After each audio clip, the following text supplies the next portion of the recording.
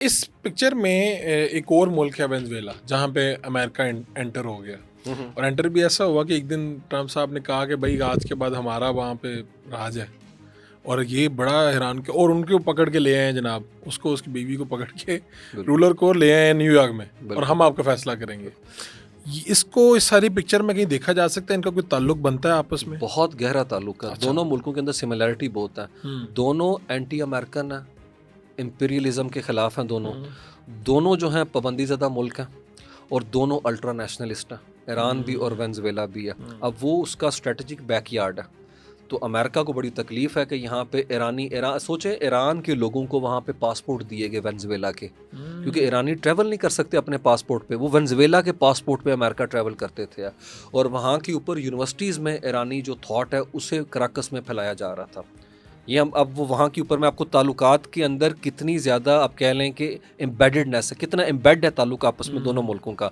और तेल कैसे बेच रहे थे, अब उनका हैवी ग्रेड तेल है जो कि पेट्रोकेमिकल्स में, पावर प्लांट्स में, इंफ्रास्ट्रक्चर में, जेट्स में इस्तेमाल होता है। ईरान उन्हें क्या बेचता था, वो नेचुरल गैस जो लिक्विड है वो फार्म में बेचता था और पेट्रोल बेचता था। बार्टर सिस्टम करते थे, पैसा तो ले नहीं सकते, स्विफ्ट सिस्टम से बाहर हैं, तो शैडो फ्लीट चलाते थे जिसमें झंडे कुछ लगे होते थे जहाज़ों के ऊपर है, वो करते थे। अब ट्रंप जो है वो बैरी कजाक बन गए हैं, वो रोकते फिरते हैं, हमले करते हैं, तो उससे काफ़ी मुश्किल सूरत हाल का सामना करना पड़ा है। लेकिन मामला शुरू होता है वड़ाई साहब वेनेजुएला का 1992 में, जब हुगो शावेज वो रेवोल्यूशन की मूवमेंट वहाँ पे खड़ी करते हैं, नेशनलिस्ट मूवमेंट, बोल्वेरियन रेवोल्यूशन लेके आते हैं, ठीक है। 98 में पावर उनके हाथ में आती है, 99 में वो फैसला करते हैं इकॉनमी स्टेट लेड होगी, और वो भी वही करते हैं जो मुसद्दिक ने किया था कि भाई सारा तेल जो है हमले अब सरकार चलाएगी। अब अमेरिकन कंपनीज जो हैं वो पहले से वहाँ पे थी, तो ट्रंप इसीलिए कहते हैं ना कि ये चोरी का तेल है, हमारे उन कंपनियों को बाहर निकाल दिया गया। 26 साल से वहाँ पे यूनाइटेड सोशलिस्ट गवर्नमेंट है, जिसके अंदर मडोरो 2013 में हुगो शावेज के बाद वहाँ के ऊपर मौजूद थे, और ईरान के साथ उनकी कारों की फैक्ट्रियाँ, सीमेंट के इदारे उन्होंने वहाँ के ऊपर बनाए। ईरान की जो आप कह लें कि कंपनीज़ हैं वो वहाँ के ऊपर ऑपरेट करती हैं। ईरान के ड्रोन्स वहाँ पे, शहीद ड्रोन्स, उसकी असम्बलिंग वहाँ के ऊपर होती है। ईरान नेवी को वहाँ पे ट्रेनिंग देता है, और ईरानी जनरल जो हैं वहाँ के ऊपर जाके पनाह भी लेते हैं। अमीसा महीने के बाद जिन लोगों पे इल्ज़ाम लगे वो सारे भाग के वहाँ के ऊपर वेनेजुएला में चले गए थे। तो डोनाल्ड ट्रंप का ज़ीरो टॉलरेंस है, और ये मनरो डॉक्ट्राइन सुना होगा 1823 में, तब भी अमेरिका का यही था कि हम अपने पड़ोस के अंदर इजाज़त नहीं देंगे कि किसी मुल्क को, पर्टिकुलरली जो दुश्मन रियासतें हैं, वो अपना इन्फ्लुएंस बढ़ाएं। और दो ही हैं उसमें, चाइना और दूसरा था रशिया। लेकिन ईरान भी उसको इस्तेमाल करता था, क्योंकि जो वेनेजुएला का तेल है उसे कहा जाता है ब्लैक गोल्ड। और एक और भी मैं बात बताऊँ, वेनेजुएला दुनिया का 5वां बड़ा मुल्क है when it comes to gold, सोने के एतबार से। तो वहाँ से ईरान सोना स्मगल भी होता था, और वो सोना फिर पैसों में कन्वर्ट होता था, क्योंकि जब आप चैनल्स बंद कर देंगे लीगल, तो मुल्कों ने सांस तो लेना, हाँ, कहीं से वेंटिलेशन तो लेनी है। तो उस चीज़ को ट्रंप ने वो एक तोड़ने की कोशिश की। तो आप समझें कि जो मगरबी किला था रशिया, ईरान और चाइना का, वो ट्रंप ने फतह कर लिया, और ट्रंप वहाँ से सदर को नहीं लेके गए, ब्लैक बॉक्स को लेके गए हैं। अच्छा। और ब्लैक बॉक्स हैं वो उनके जो प्रेसिडेंट हैं, अगर वो ज़ुबान खोलते हैं तो वो जो कुछ वहाँ के ऊपर इरानियन कर रहे थे और जो चाइनीज़ वहाँ के ऊपर कर रहे थे, वो चीज़ बाहर आ जाएगी। मुझे लगता है कि न्यूयॉर्क की वो बदनामे ज़माना जेल जिसके अंदर उन्हें रखा गया और जिन हालात में रखा गया है, वो शायद ज़्यादा देर प्रेशर सस्टेन ना कर सके हैं, क्योंकि डोनाल्ड ट्रंप पे कोई एतबार नहीं। डोनाल्ड ट्रंप इसी सदर को पता कहाँ लेके गए थे पहले, क्यूबा में ग्वांतानामो बे जेल, और आप जानते हैं बदनामे ज़माना जेल है, और वहाँ से इनको दिखा के कि टॉर्चर किस तरह का होगा अगर तुम जुबान नहीं खोलोगे।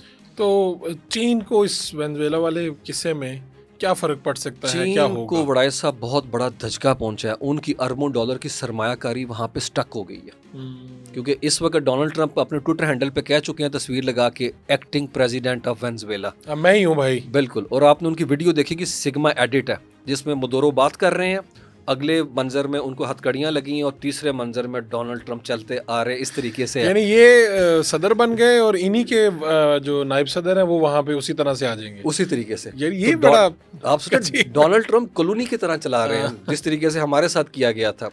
तो वहाँ पे 13 अरब डॉलर उनके स्टक पड़े हुए हैं, और वहाँ से जो तेल था, याद रखें चाइना को कोई तेल की ज़्यादा ज़रूरत नहीं थी, क्योंकि तेल की कॉस्ट बड़ी ज़्यादा पड़ती थी, रास्ता की मैं बात कर रहा हूँ, दूसरा उसको साफ़ करने के अंदर बड़ी लागत आती थी। सिर्फ आप सोचें कि वहाँ से जो तेल उठा रहे थे वो 4% है इनका चाइना का। चाइना 13% तेल अपना उठाता है यहाँ से, ईरान से, और इंटरेस्टिंग बात है, जो कंट्री डिस्कस नहीं होगा वो इराक है, 13% वहाँ से उठाता है।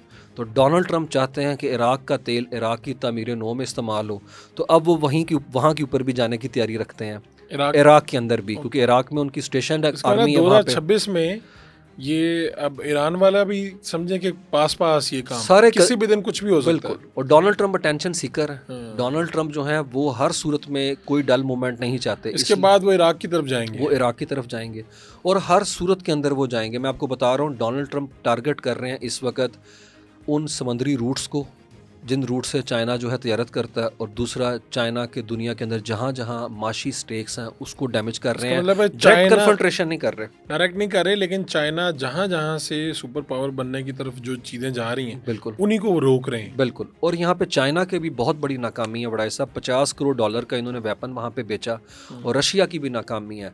ईरान और वेनेजुएला में S-300 मिसाइल डिफेंस सिस्टम था, दोनों सिस्टम नकारा हो गए वो जून में, और ये एक दिन में बिजली बंद की तो कुछ भी नहीं, वो 150 जहाज आए और आके ले गए। ये जो मदुरो को जब लेके गए, मदुरो को लेके गए, और बड़ा साहब 6 महीने उन्होंने इसी चीज़ की क्या कहते हैं आप कह लें रिहर्सल की। उन्होंने सोचा कि उसी तरह ही कुछ बनाया, वही पैलेस बनाया केंटकी में, हाँ। और उसके अंदर बार बार ड्रिल करते रहे कैसे करना है, हाँ। और इतनी स्मूथली कर गए, स्मूथली, क्योंकि वो रडार से नीचे से वो जहाज उन्होंने उड़ाए हैं और उधर से वो आसानी के साथ। और असल में प्रॉब्लम वही आती है कि जब तक अंदर का बंदा इन्वॉल्व ना हुआ। तो यहाँ पर भी वहाँ पे एक अंदर का बंदा इन्वॉल्व था, वो यहाँ तक इन्फॉर्मेशन देता था कि वो किस अपना क्या कहते हैं जॉकिंग अपना जो करने जा रहे हैं, उनके ट्रैक सूट कौन सा पहना हुआ है, और उनके जो पेट्स हैं वो खाना कौन सा खाते हैं।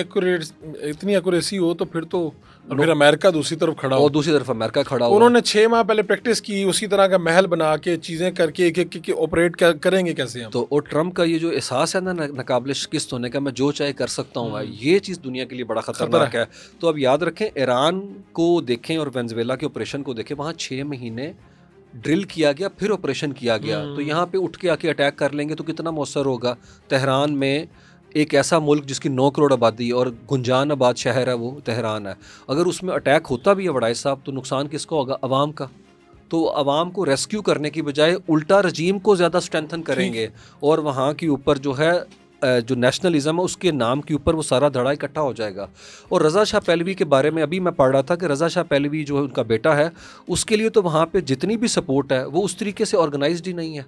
तो मेरा नहीं ख्याल। इसका मतलब है कि अगर आप हमलावर भी हो जाएंगे तब भी आप रजीम आर्जी तौर पे तो कुछ कर सकते हैं, आर्जी तौर पे कर लेकिन सकते, उसका मुकम्मल बंदोबस्त कोई नहीं, मुकम्मल बंदोबस्त कोई नहीं। ऐसी पॉलिटिकल फोर्स नहीं है जी जी जो आके नुमाइंदगी कर दे, या चले झूठा बहाना ही कर दे कि हम नुमाइंदगी कर रहे हैं, ऐसा कुछ नहीं, ऐसा कुछ भी नहीं है। और याद रखें, इरानियन जरा कौम को हमें समझने की बड़ी अच्छा जरूरत है। जब अमेरिका का नाम आएगा तो वो खुद में इकट्ठे हो जाएंगे। बड़ा साहब उन्होंने 79 में नारा लगाया था, ला शर्किया ला गरबिया, ना हम मशरिक में कम्युनिज्म को मानते हैं और ना मगरिब में कैपिटलिज्म को मानते हैं। तो वो देख लें अपना लेके रजीम आगे। तो इसलिए नफ्सियात का भी बड़ा मामला कि भाई जो भी इनके साथ करेगा मामला ईरान के साथ, तो हम उस पर 25% टैरिफ लगा देंगे। हाँ जी, और उन्होंने उसमें कहा है कि जो भी कंट्री उनके साथ तिजारत करता है, तो इंटरेस्टिंगली लगेगा तो हम पे भी, क्योंकि हमारी भी जो एक्सपोर्ट्स हैं वो $2.7 बिलियन है और इम्पोर्ट है $2.4 बिलियन लगभग है। लेकिन इंटरेस्टिंग कंट्री है इंडिया, वो है जो नेट में आती है, जो नेट में आती है। हाँ, जो नेट में आती है, सही बात है। अभी बॉर्डर की बात नहीं हम कर रहे, लेकिन इंडिया पे बड़ा सब इंटरेस्टिंगली 75% टैरिफ लग जाएगा, क्योंकि वो भी कर रहे हैं। ओ हाँ, 50 तो पहले लगा हुआ है, अगर तो ये वाला ईरान वाला भी 25 डाल दें तो 75% इंडिया के ऊपर लग जाएगा। नो डाउट उनका तिजारत का वॉल्यूम जो है वो हमसे तो बड़ा लो है, लेकिन मेरे ख्याल में इस तरीके से जैसे मैंने आपको कहा, वो उनकी ऑक्सीजन बंद कर रहे हैं ईरानी रजीम की है। और यहाँ पे एक मैफी पहलू है छुपा हुआ, वो बड़ा ज़रूरी है। आपको पता है ईरान के अंदर जो अद्वियात हैं 80% वो खुद बनाते हैं, क्योंकि डायरेक्ट पाबंदी तो नहीं अद्वियात के ऊपर, लेकिन वहाँ पे कोई शिपमेंट की कंपनी जो वेस्ट की है और इंश्योरेंस कंपनी उस जहाज़ की इंश्योरेंस नहीं करती जो अद्वियात लेके आ रहा है, क्योंकि अमेरिका और यूरोप का थ्रेट है कि जो कंपनी इन्वॉल्व होगी उसको भी हम बैन कर देंगे। तो ऐसी सूरत में थैलेसीमिया के जो बच्चे हैं बड़ाई साहब, वो वहाँ पे मर गए, हेमोफीलिया के बच्चे मर गए, जिल्द का कैंसर, उसके अलावा जो कीमो कराने के बड़े मसाइल हैं, कई बच्चे हज़ारों की तादाद में है पिछले 45 साल में। आप ये तो कह सकते हैं ईरान के रजीम की पॉलिसी भी इसमें अमल दखल है, लेकिन दूसरी तरफ वो जो खामोश कत्लेआम वेस्ट कर रहा है, अगर आपको इतना ही इंसानी हकूक़ की परवाह है तो आप उन बच्चों के लिए खोल दें अद्वियात वहाँ, एटलीस्ट लाइफ सेविंग ड्रग्स तो जाने दें, उनको तो जाने दें। तो इसके अंदर ये हमदर्द नहीं है बिल्कुल भी।